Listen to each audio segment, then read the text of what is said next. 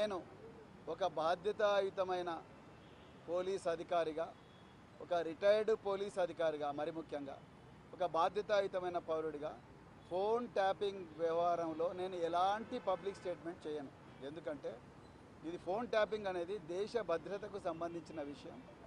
ఒకవేళ ఎవరైనా ఈ ఫోన్ ట్యాపింగ్లో తప్పులు, అంటే ఫోన్ ట్యాపింగ్ అనే టెక్నాలజీని కానీ ఆ ప్రొసీజర్ని కానీ వాడుకొని మరి వాళ్ళ స్వార్థ ప్రయోజనాల కోసం వాడుకొని ఉంటే వాళ్ళు తప్పకుండా చట్టపరంగా శిక్షార్హులే.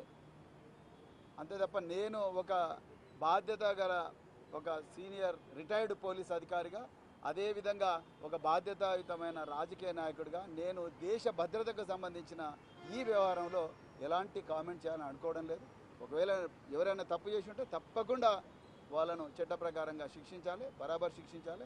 అట్ ది సేమ్ టైం దీన్ని రాజకీయ ప్రయోజనాల కోసం వాడుకోకండి. నేను మళ్ళీ రిపీట్ చేస్తున్నా, రాజకీయ ప్రయోజనాలకు వాడుకోకండి. దేశ భద్రతకు సంబంధించిన విషయం. అందుకొరకు ఎలాంటి పరిస్థితులు కూడా నేను దీని మీద ఎలాంటి పబ్లిక్ స్టేట్మెంట్ ఇవ్వను మిత్రులారా. Thank you very much. అదే చెప్పిన కదా ఇప్పటివరకు. నేను మళ్ళీ చెప్తున్నా, ఈ ఫోన్ ట్యాపింగ్ వ్యవహారం అనేది దేశ భద్రతకు సంబంధించిన విషయం. దాని మీద నేను ఎలాంటి పబ్లిక్ స్టేట్మెంట్ చేయను. మళ్ళీ అదే ప్రశ్న అడుగుతున్నాడు బ్రదర్. నేను చెప్పిన కదా, వాళ్ళకి సంబంధించింది. మీరు ఒక రిటైర్డ్ పోలీస్, అంటే పోలీస్ పదవికి రాజీనామా చేసి వచ్చి ప్రజలకు సేవ చేయడానికి వచ్చారు. మీ ఫోన్ను కూడా ట్యాపింగ్ చేశారు. అంటే ఇక్కడ ఎట్లా చూడాలంటారు సార్? దేశ భద్రత అంటున్నారు, కానీ ఇక్కడ ప్రజాప్రతినిధులు ఈ విషయం పోలీసు వాళ్ళు ఇన్వెస్టిగేట్ చేస్తున్నారు. ఆ విషయం వాళ్ళకే వదిలేస్తాను నేను. కానీ దీని మీద నేను ఎలాంటి